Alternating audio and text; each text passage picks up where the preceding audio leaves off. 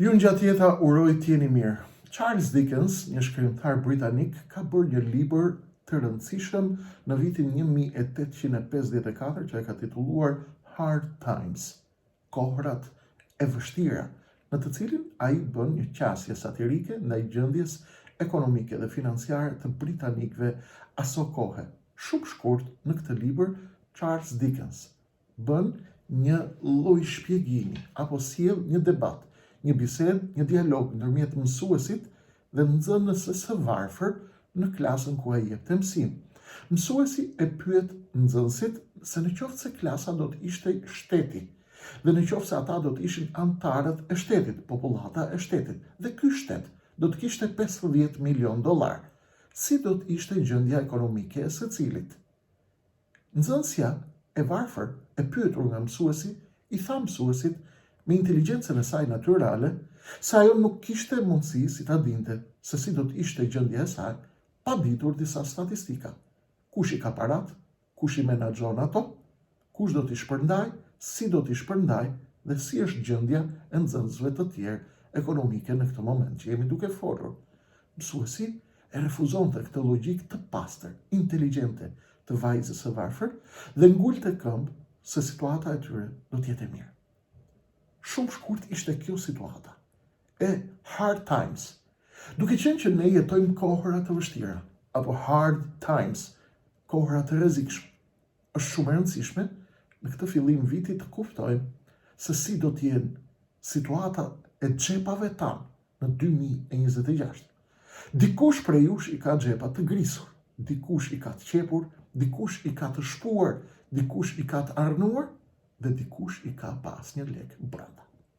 Do të përpiqemi të kuptojmë sot, jo sepse unë jam ekspert i ekonomisë, unë nuk jam ekspert i ekonomisë, unë merrem me marrëdhënie ndërkombëtare dhe me çështjet e gjeopolitikës, por duke i rrahur dhe duke hulumtuar në fushën tonë apo në temat tona, apo në zhvillimet politike dhe gjeopolitike, na duhet patjetër të kuptojmë çfarë do të ndodhë me ekonominë, sepse nuk ka politik pa ekonomi, nuk ka jetë pa para, nuk ka jetë pa mirëqenie, nuk ka jetë pa të ardhura, nuk ka jetë pa shpenzime.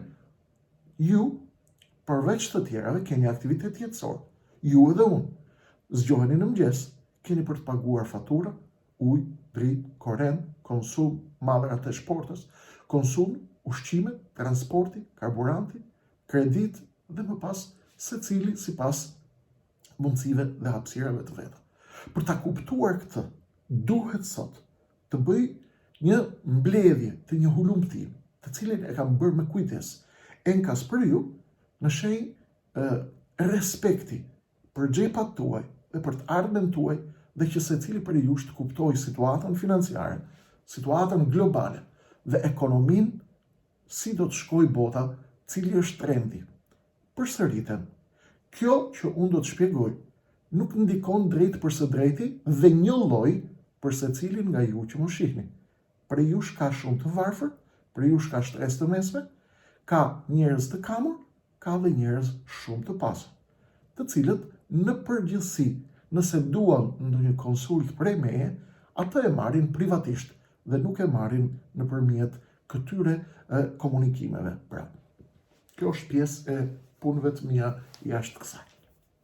Ajo që dua t'ju shpjegoj sot lidhet me trendin e ekonomisë. Në këto kohëra të vështira, ndaj ju referova librit të Charles Dickens, Hard Times, kohëra të vështira. Kur nuk kemi qenë në kohëra më të vështira se këto, qoftë në nivel rajoni, qoftë në nivel Shqipëri, qoftë në nivel ndërkombëtar. Dhe unë ju kam thënë, 2026 dhe 2027 do të jenë tërmete të mëdha gjeopolitike, por me ekonominë ndryshon pak loja dhe mund të jemi përballë kurtheve të mëdha, luhatjeve të mëdha dhe grackave të mëdha. Pikrisht ato gracka, unë do të përpiqem t'ju lehtësoj si të mundem dhe sa të mundem, secili të kuptojë aq sa mundet dhe si të mundet, dhe pastaj secili vepron vetë ashtu siç do dhe ashtu siç di. Për të kuptuar se si do të jetë trendi dhe sa para do të kemi në xhep, si do t'i kemi parat në xhep, Dhe si do të jetë gjendja ekonomike e juaj, e jona, e botës, e vendit dhe e gjithë situatës, na duhet të kuptojmë çfarë gatuajnë lugët e mëdha. Ajo që unë u përsëris vazhdimisht nga Akademia Gjeopolitike e Lëvizjes Andeu, çfarë ka vorba që zije, e di luga që e përzije. Si do të jetë situata juaj, e fukareve, e shtresës mesme, e atyre pak më të pasurve dhe e milionerëve. Çfarë pritet, si po luhasin situatat dhe si po ecin zhvillimet e mëdha, e janë i të kuptojnë.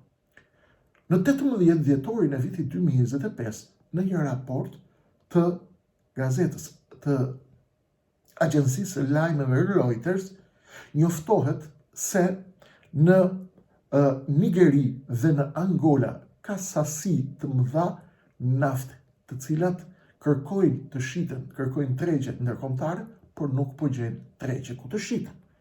Dhe kjo për arsye se kanë vështirësi në gjetjen e blerjes së naftës. Ç'është kjo kreshnik? Ju a tregoj pak më qartë. 26 ngarkesa total në Angola dhe në Nigeri sot janë duke pritur që të shkojnë të kërkojnë tregje ndërkombëtare dhe kanë të vështirë të gjejnë tregje. Po pse po ndodh kjo? Kjo po ndodh për arsye të shumta, por arsyet më kryesore janë se Arabia Saudite dhe Rusia kanë rritur prodhimin e naftës. Që do të thotë, edhe pse Rusia ka patur sanksione, ajo ka forma të tjera nëpërmjet të cilave e ka derdhur produktin e saj në tregjet ndërkombëtare. Pra, ky është një nga faktorët, ndërsa faktor tjetër është se shtetet të cilat nuk kanë pas prodhuar më parë naftë, kanë filluar tashmë të prodhojnë naftë, dhe kjo ka sjellë që të ketë naftë më shumicë në tregjet ndërkombëtare, dhe prania e naftës më shumicë në tregjet ndërkombëtare bën që të ulet kërkesa, bën që të ulet mundësia për të gjetur treg për to. Në këtë moment që po flasim, 1.4 miliard fuqi naftë. Ju po më thoni po ç'pun kemi me naftën, do t'ju shpjegoj, qëndroni, duroni pak. Gjithçka lidhet me energjinë, gjithçka lidhet me naftën, me karburantin, duroni pak sepse do ta kuptoj. 1.4 miliard fuqi nafte sot, në këtë moment që po flasim, janë të ngarkuara nëpër cisterna të mëdha nafte dhe qarkullojnë në të gjithë botën në këtë moment. Dhe kjo shifër është, sipas ekspertëve dhe studiuesve, 24% më e ulët se shifrat mesatare të një viti më parë. Që do të thotë, nafta do të jetë me shumicë dhe kërkesa do të jetë më e ulët, dhe kjo do të ndikojë që çmimi i naftës në të gjithë botën do të ulet. Para një muaji apo para 15 ditësh, nafta ka qenë rreth $60 për fuqi dhe mendohet që me këto trend dhe me këto zhvillime që jemi duke u përballur, nafta të shkojë diku rreth $50 për fuqi. Ju sigurisht është e vështirë sepse Shqipëria është rast unikal në planet, ku në të gjithë botën ulet nafta, ulet çmimet, por në Shqipëri vazhdojnë ashtu siç kanë qenë. Sepse këtu shqiptarët i gënjejnë importuesit dhe në bashkëpunim me qeverinë. Kjo është histori tjetër, nuk do të zhytem aty, a do të ulet çmimi i naftës në Shqipëri apo jo. Por në botë këto janë parashikimet e studiuesve dhe të hulumtuesve të tregjeve. Pritet të shkojnë në fillim të 2026 rreth $50 për fuqi. Kjo ndodh edhe për një arsye tjetër, shumë të rëndësishme, e cila lidhet me dinamikat e tregut kinez, që është përthithësi apo zorra që thith më shumë naftë në të gjithë botën, sepse Kina, siç e dini, është fabrika e planetit dhe ajo konsumon më shumë naftë. Kina për nevojat e saj ka krijuar mega cisterna, mega depozita, të cilat ruan dhe rrit rezervat e saj të naftës në mënyrë që në kohëra krizesh të ketë rezerva më të mëdha dhe të cilat nuk e ndikojnë zinxhirin e saj të prodhimit dhe nuk e fusin të kolapsoj sistemi mega fabrika kineze e prodhimit. Në këto momente, këto depozita të mëdha të Kinës janë të mbushura, çka do të thotë që Kina nuk ka më vend ku ta çojë naftën që do ta kërkojë në tregjet ndërkombëtare, pasi është thithësi më i madh i zorra që thith më shumë naftë në të gjithë botën. Çfarë do të bëjë kjo? Kjo do të thotë që çmimi në botë do të fillojë të ulet pas një diskutim. Por ka edhe një zhvillim tjetër, i cili është duke u folur nga ne për natë.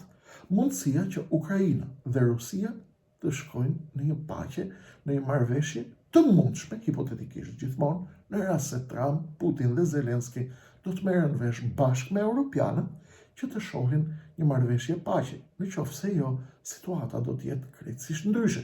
Por, kjo do të thotë që një marrëveshje e mundshme e paqes ndërmjet Ukrainës dhe Rusisë, pas një diskutim që do të rrisë prodhimin e naftës më shumë nga Rusia, dhe kjo pas një diskutim do të ndikojë edhe më shumë në këtë trend i cili ka lidhje me uljen e çmimit të naftës për rrjedhoj të energjisë në tërësinë e saj. Kemi dhe një zhvillim të rëndësishëm gjeopolitik që lidhet me Venezuelën. Në qoftë se Venezuela hyn në luftë dhe nëse forcat amerikane do të marrin një vendim për të shkullur Maduron me forcë dhe me dhunë nga atje, do të kemi edhe një krizë tek një treg tjetër i naftës. Dikush mund të pyes me të drejtë, a mundet që të ndikojë Venezuela? Jo. 900.000 fuqit e Venezuelës nuk e ndikojnë tregun ndërkombëtar të naftos bruto. Nafta ka lidhje me pjesën më të madhe të çmimeve të gjitha mallrave të konsumit. Mallrat e konsumit që ju i keni në shtëpi, secili sapo të hap syt në shtëpi, në zyrë, kudo ku është, 70-80% të mallrave vijnë nga Kina. Mallrat që keni në shtëpi tuaja, po sigurisht. Kjo do të thotë që fabrika e botës është Kina. Që do të thotë çdo gjë, qoftë fabrika kineze, qoftë fabrika amerikane, europiane, apo çdo lloj fabrike tjetër e botës. Të gjitha fabrikat e botës do të ndikohen nga ulja e çmimit të naftës, sepse lidhet direkt me zinxhirët e prodhimit, çmimi i naftës pra, me fabrikat dhe me transportin, që është më i rëndësishëm. Kjo do të thotë që këto sektor, prodhimi dhe transporti, nuk do të kenë më presionin që kanë patur deri tani për arsye të uljes së çmimit të naftës, sepse shumë shkurt, ulje e çmimit të naftës do të thotë ulje e kostos së prodhimit, do të thotë ulje e kostos së transportit, për rrjedhoj çmimet në tregje për konsumatorin do të jenë më të ulta. Gjithashtu nga ana tjetër, FMN-ja, Fondi Monetar Ndërkombëtar, ka parashikuar se inflacioni në vitin 2026 do të ulet me 2.5%. Çfarë do të thotë?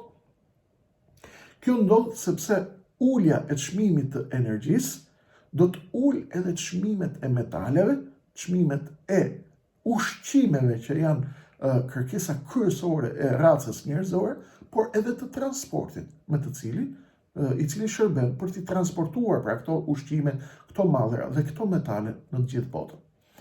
Pas një diskutim, të gjithë ekspertët thonë se çmimet e 2026-s do të jenë çmimet më të ulta në 6 vitet e fundit. Por kujdes, mos e fik emisionin dhe të thuash që ka mirë dhe duro deri në fund, do t'i shpjegoj me kujdes sepse do të ruhemi edhe nga kurthi. Kurthi është i rrezikshëm. Ajo që është pas kuintave dhe pas kulisave. Po, është e vërtet, të gjithë ekspertët thonë se në 2026 do të kemi çmime më të ulta pas një diskutim se 6 vitet e fundit. Dhe një nga treguesit strategjik të kësaj ulje në 2026 është faktori dominant që është ulja e interesit të dollarit amerikan. Në 10 dhjetor të vitit 2025, Federal Reserva, shefi i saj, shefi Federal Rezervës, e uli normën e interesit të dollarit me 0.25%, që do të thotë 0.5%. Dhe kjo rritje, kjo që norma e interesit të dollarit të qëndrojë vazhdimisht stabile nga 3.5% deri në 3.75%. Pyetja më e madhe e tregjeve botërore sot e lidhur me Federal Reservën. Federal Reserva amerikane është aorta e ekonomisë botërore, pasi Shtetet e Bashkuara të Amerikës janë ende fuqia më e madhe ekonomike e planetit. Kjo do të thotë se ulja e normave të interesit nga Federal Reserva, qoftë dhe pak, do të jetë një trend i cili do të krijojë trende të tjera në nivel ndërkombëtar. Do ta shohim tani se si mundet të shkojë situata. Ajo që mendohet nga ekspertët është se Federal Reserva amerikane do të vazhdojë të ulë normën e interesit të dollarit edhe në 2026 me 0.25%. Por kjo nuk do të ndodhë 2-3 herë siç ka ndodhur në vitet e shkuara, por do të ndodhë një herë e vetme, sipas ekspertëve. Por kjo gjithsesi nuk është e garantuar. Pse nuk është e garantuar? Sepse shefi aktual i Federal Reservës është në përplasje direkte me presidentin Donald Trump. Çfarë do të thotë kjo kreshtim? Presidenti Donald Trump ua kam shpjeguar 4-5 apo 10 emisione të shkuara. Presidenti Donald Trump është në përplasje me shefin e Federal Reservës, sepse shefi i Federal Reservës nuk është nga partizanët e mbështetjes së linjës së uljes së normës së interesit të dollarit, ndërsa presidenti Donald Trump mendon se duhet të vazhdojë të ulë normën e interesit të dollarit, pasi kjo është më e mirë për ekonominë amerikane. Presidenti i Federal Reservës ka bërë rezistencë të madhe, por fundi vjen gjithmonë. Në maj të këtij viti, shefi i Federal Reservës do të largohet dhe presidenti Trump e ka njoftuar hapur dhe ka thënë ai zotëria do të largohet dhe kush do të jetë shefi i ardhshëm i Federal Reservës në Amerikë do të duhet patjetër të jetë nga iftarët e mbështetjes së linjës politike e cila duhet patjetër të shkojë në drejtim të reduktimit të uljes së normës së interesit të dollarit amerikan. Çfarë do të thotë kjo? Ulja e normës së interesit të dollarit amerikan do të ulë vlerën e dollarit amerikan në shumë vende të botës. Dhe kjo do të ulë edhe kostot e importeve tek vendet të cilat importojnë nevojat e tyre me dollar amerikan. Pjesa më e madhe e botës, duke qenë që pjesa më e madhe e ekonomisë botërore është e lidhur me dollarin amerikan, do thotë pjesa më e madhe e botës e blen energjinë dhe ushqimin. Energjia për arsye të paktit të petrodollarit, ju e dini, kur dollari u shkëput nga floriri dhe u lidh me arin e zi, me naftën. Pra, pjesa më e madhe e banorëve të planetit i blejnë nevojat e tyre për ushqime dhe për energji, për karburant me dollar. Dhe pjesa më e madhe pra atyre do të ndikohen nga kjo.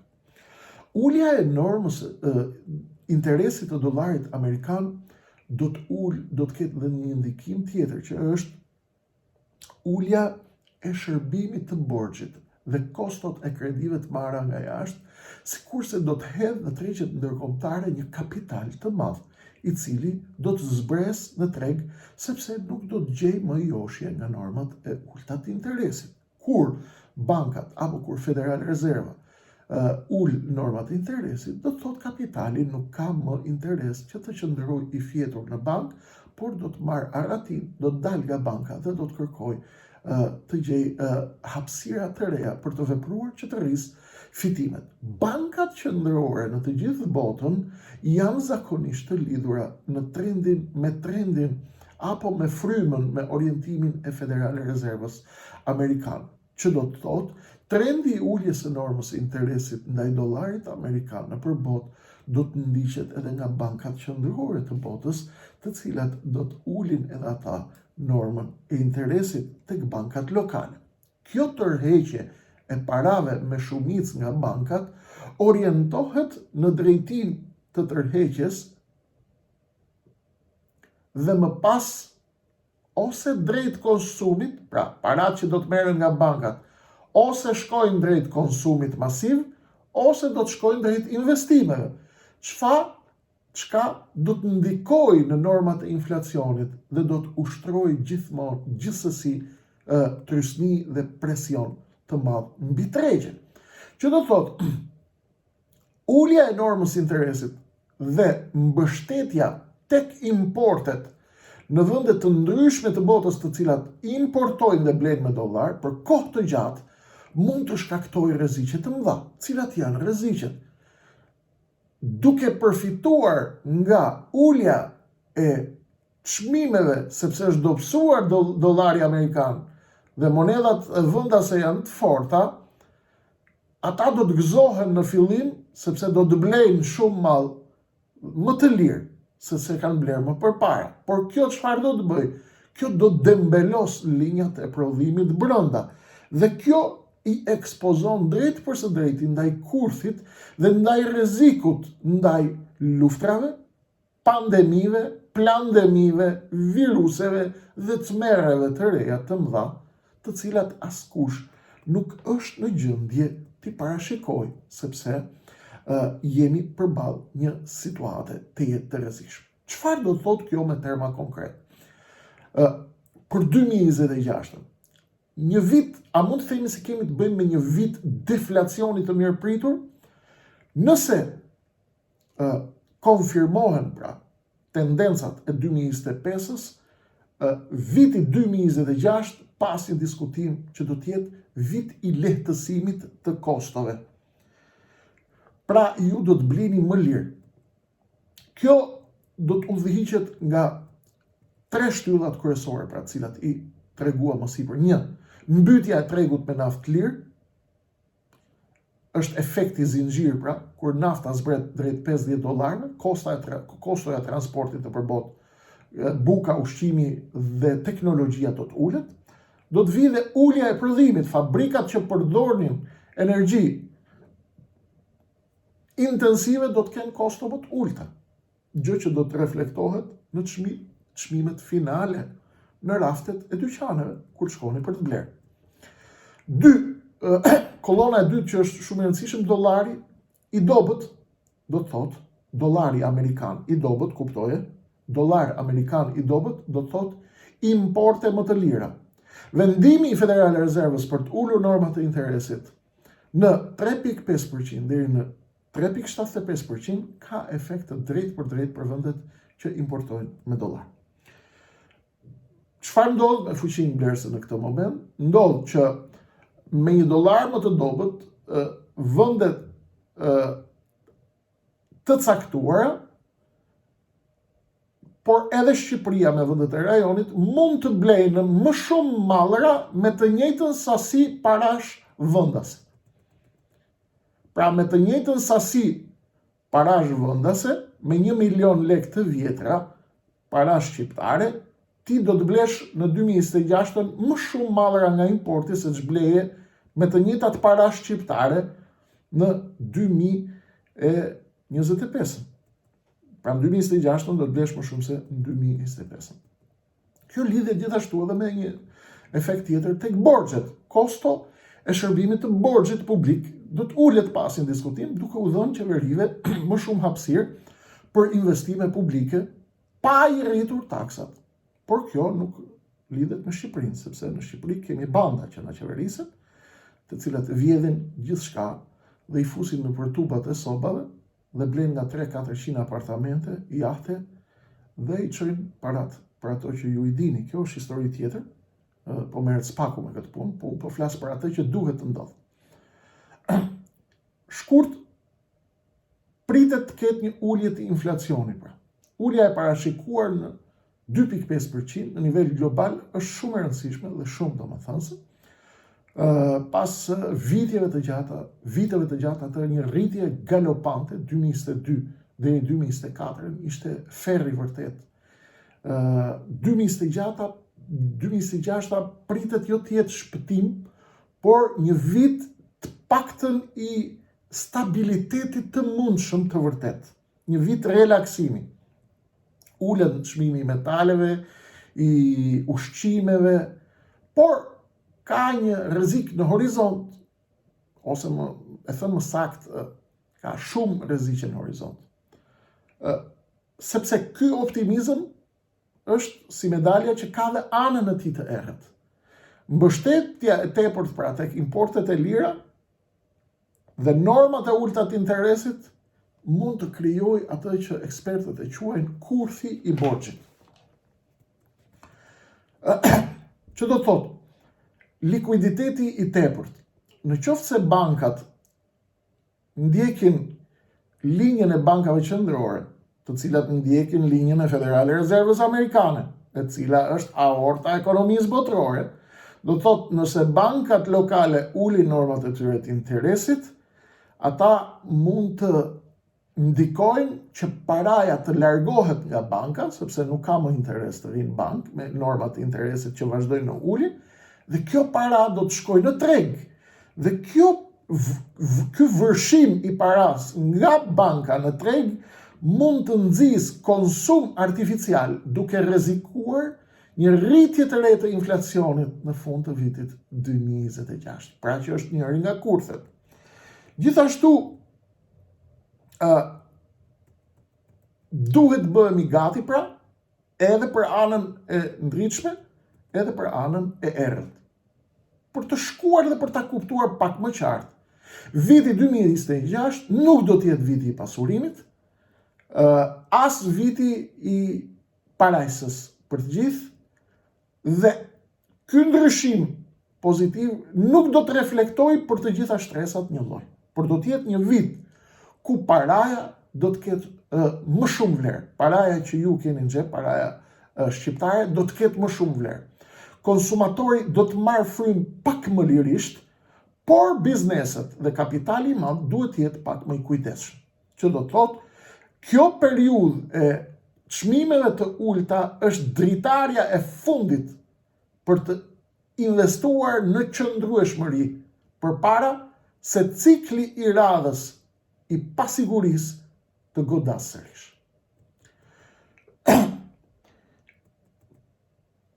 Ky fenomen që ne e përshkruam tani dhe e analizova më sipër, ku ekonomia ka ecuri të ndryshme dhe ndikim të ndryshëm për shtresat të ndryshme të popullsisë, njihet si rimëkëmbja në formë këje. Dhe kjo në vitin 2026 do të duket më shumë se e qartë, do të jetë më e prekshme. Për shtresat e varfra, shumë shkurt, do të ketë frymarrje, por jo pasuri.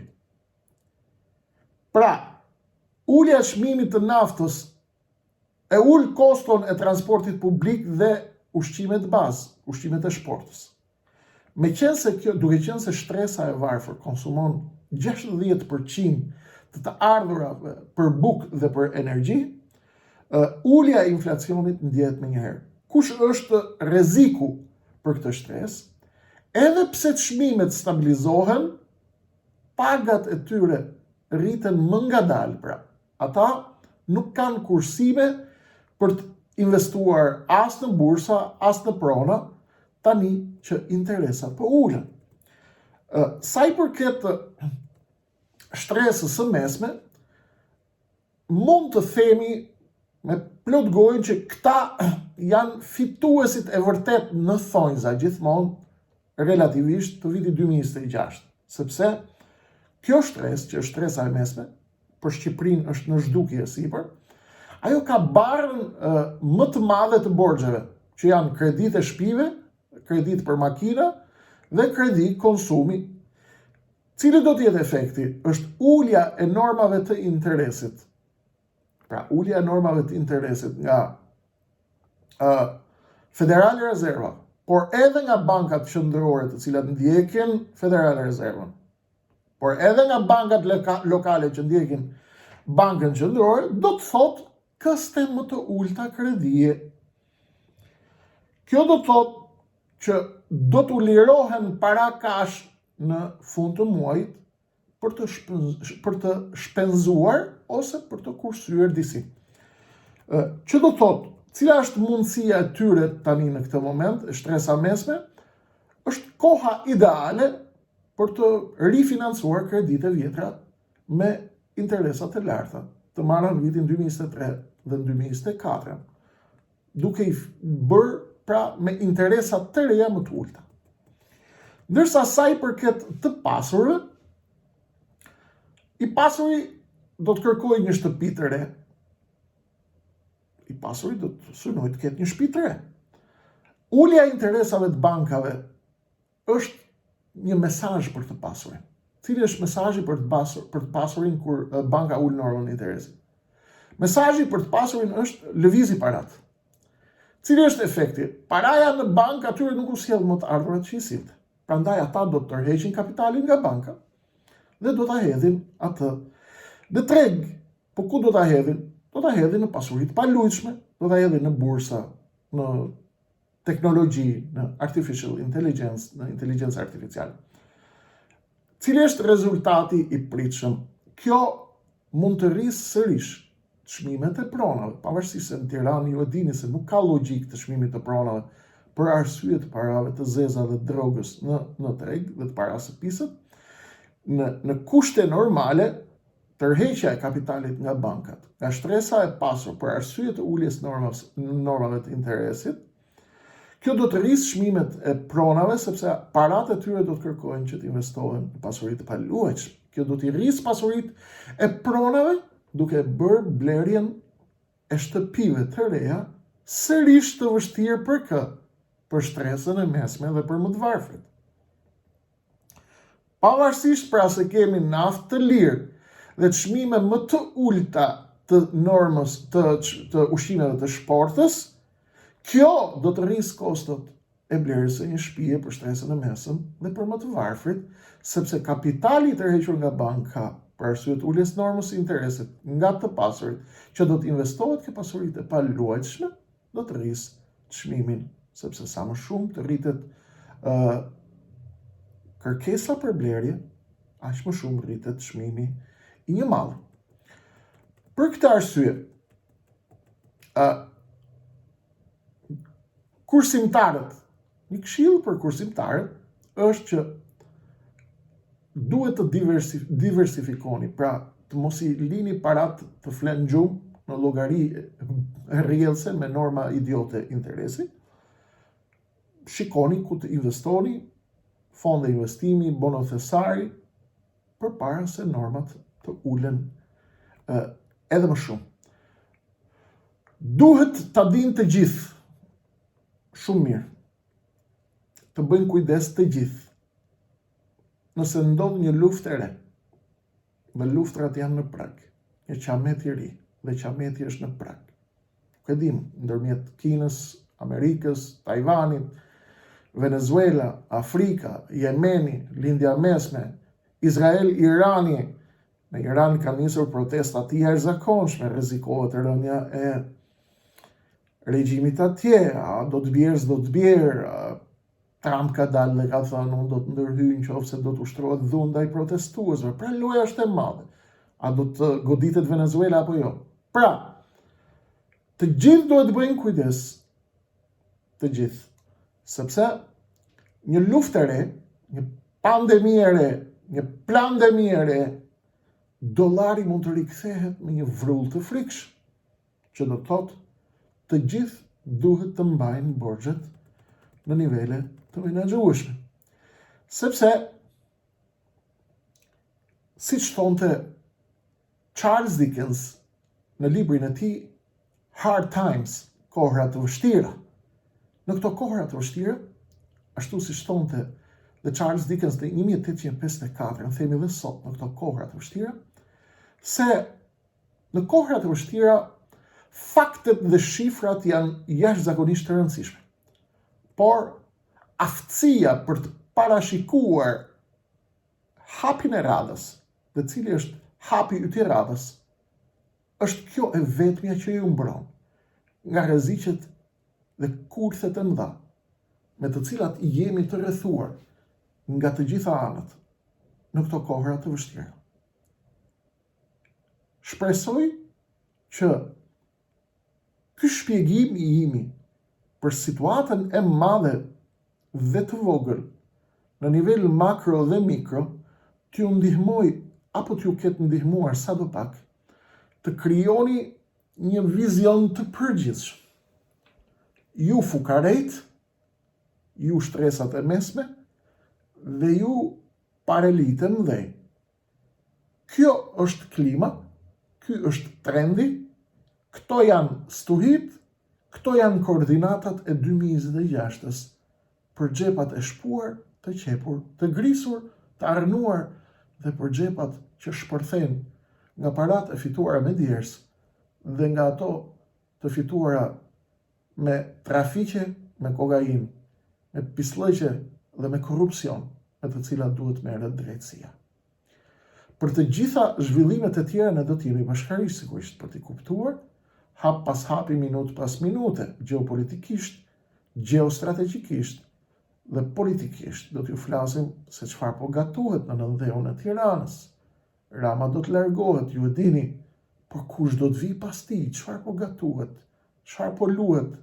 Unë ju kam folur për disa emra kohë më parë, muaj më parë, por do të flasim në vijim, ju e dini, nuk do të lëm gjë pa folur, pa shpjeguar për Shqipërinë tonë të dashur, për Kosovën, për Maqedoninë e Veriut, për Luginën, kudo që ka shqiptar, për diasporën, do t'i shpjegojmë të gjitha brenda mundësive dhe do të kuptojmë më të mirën që i duhet vendit, ju duhet ju, i duhet Shqipërisë tonë. Kaq kisha për sonte për situatën dhe meteorologjinë e paras në vitin 2026. Bëni kujdes, jemi në kohra të vështira. Jetojmë në hard times, si Hard Times i Charles Dickens, libri i famshëm i 1854-s, ku me satir trajtoheshin problemet financiare dhe ekonomike të shoqërisë britanike të kohës. Nga unë Krishnik Osmani, nga Akademia Gjeopolitike e Lëvizjes Adheu, ju uroj natë të mirë për sonte, rishihemi për detajet e tjera, siç e dini, vijojnë në numër naç.